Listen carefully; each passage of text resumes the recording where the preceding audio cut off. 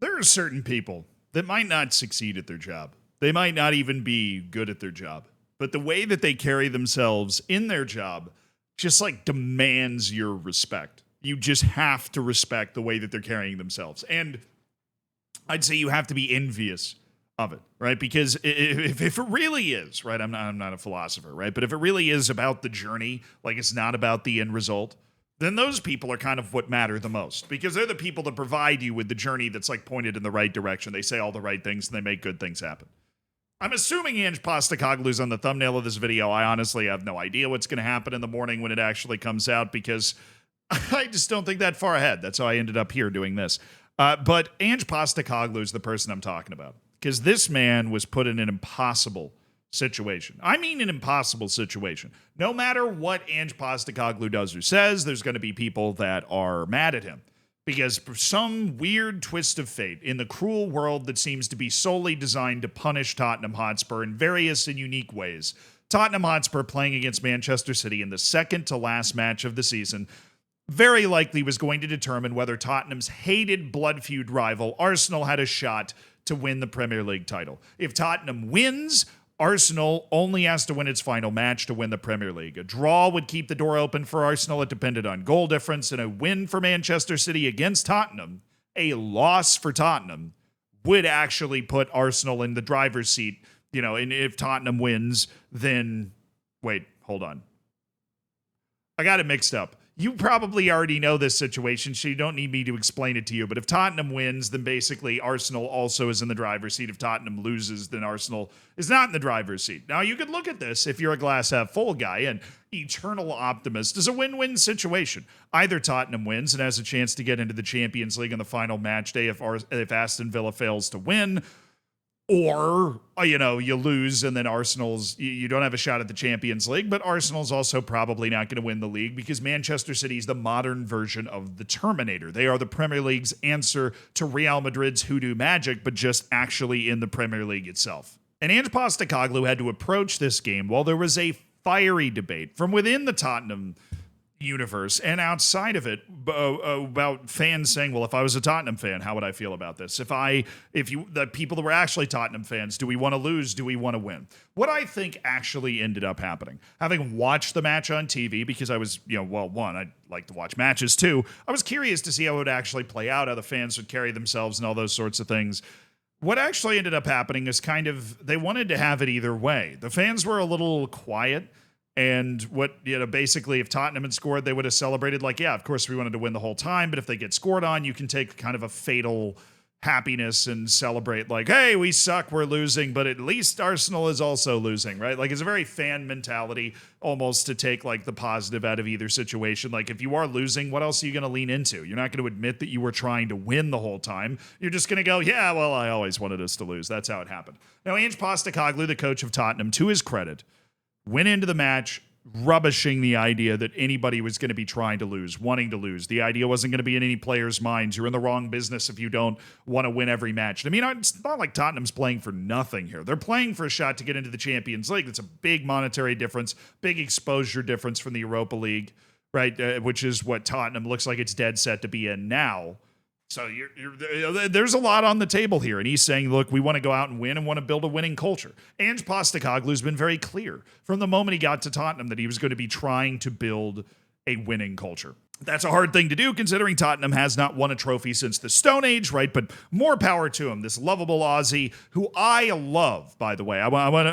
He is lovable. I am one of the people that loves him. I made a whole YouTube video on the main channel talking about his entire life story. And this dude wins at everything. If I played him in tic-tac-toe, he'd probably beat me 100 times in a row. I couldn't even force a Cats game, right? Everywhere this guy has gone, he has found success. And over that process, a very long, winding process that take him in international management for his own nation, right? Has taken him to Japan and then Scotland, right?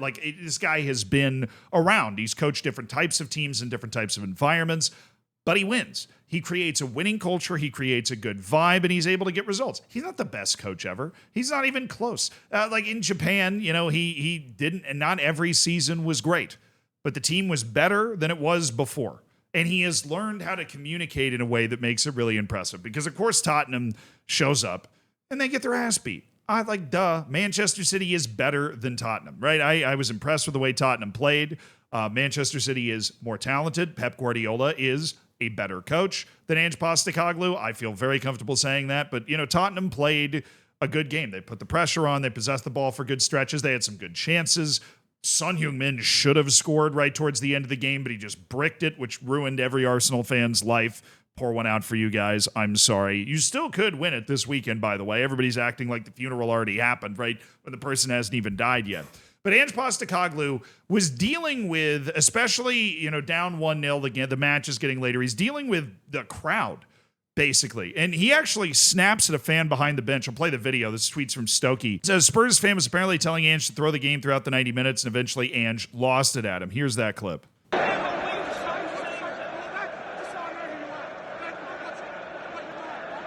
And basically he turns around and he says, whose side are you on? Right. And you can, normally you see an outburst like this and you feel like he probably shouldn't have done it. Right. I'm on record as saying I wish fans and I wish players and managers kind of interacted with the crowd more. Just kind of shut up this stupid stuff. We always pretend like these aren't actual people. Right. People are sending DMs, just the most heinous shit you've ever seen to players and managers all the time, pretending they're not actual human beings. That there's a non-zero chance they actually see that. If they don't see yours, they're probably going to see somebody else's. Like this asshole's just sitting behind Ange Postecoglou telling him to throw the game probably 87 pints deep. And Postecoglou turns around and says, fuck you. Whose side are you on? Right? I love that. I think that's great. Now, obviously, you can't go in the stands and start like a big brouhaha, right? This isn't, 1600s tavern lore. But this sort of thing, I think it sends the right kind of message. And you know what else? His entire team hears this. His entire team at this point in the match down 1-0. I imagine in his mind as a manager is kind of part of it is his whole team says, hey, whose side are you on? We're still trying to win this damn game. They didn't win the game. They lost 2-0, and Manchester City's probably going to win the Premier League. But Ange Postecoglou sat down after the game, and he said, unfortunately, in the last 48 hours, I saw that the foundations are really fragile. It's inside the club and outside the club. Now, people took this post-match press conference, they ran a million different directions. It was like you lifted up, an old piece of wood and all the bugs of, oh, this is what it means. This is what it means. I think a lot of people have a bunch of different takeaways on this. And it's hard to disprove any one of them. The main one that was out there is he's finally realizing how hard the Tottenham job is. I think we need to shut up about that. Because to be perfectly honest, Tottenham has a lot of money to spend. It has a lot of talent on its roster. And Ange Postecoglou has helped add some of that talent. But the squad doesn't suck. They have a ton of money to spend. There are a lot of harder jobs in the world, right? The fact that they haven't won a trophy since, the before common era, right? Like the BCs. I'm pretty sure China was... Well, they probably had already figured out gunpowder, honestly, when Tottenham had won their last trophy, but whatever. Tottenham is still a good job to have as a manager. It's like you have the pieces in place to win.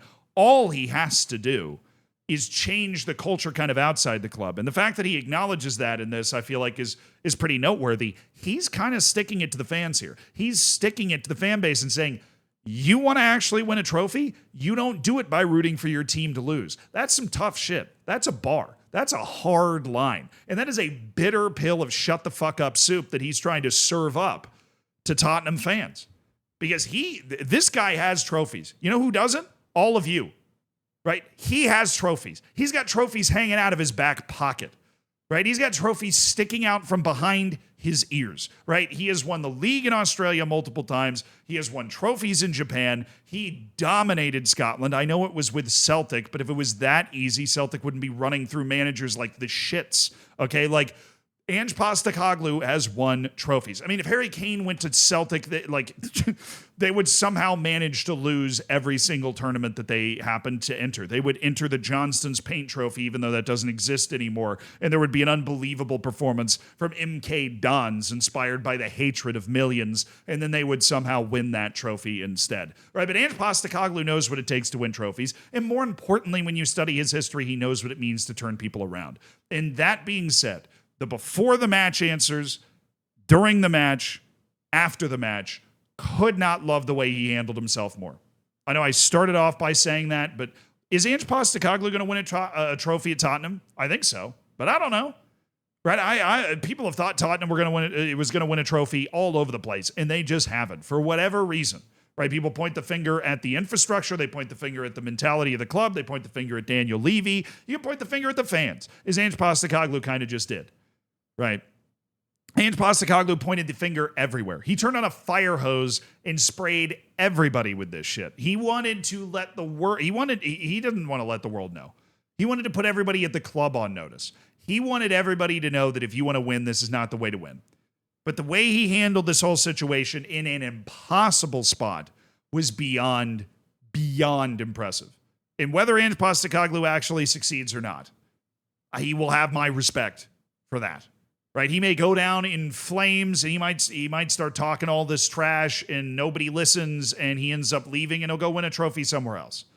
Right? But I think that it is a doable job, and I think Ange Postecoglou could be the guy to do it. But if you want to talk about somebody that you would want to play for, somebody that I would run through a brick wall for, and I don't even play for, Ange Postecoglou is at the top of my list. Right? I feel like if we're talking just about a leader of men, this is the way you lead. He is very direct. He's almost uncomfortably direct. I think particularly for people in and around the club, he's uncomfortably direct. Right? He lets you know where you stand, and he handles his business. There are no games, right? There's no mystery. There's no like Ten Hag like trying to I don't know, take Jadon Sancho's phone or something. Like there is no mystery about where he stands, how he feels. He's going to tell you how he feels. He's going to tell you where you stand in his mind, what you need to do. He's been talking about, though, hey, certain players I don't think are playing the way that we need to play. We either they're going to do it or we're going to bring some other people in that can. Like I love all of that stuff.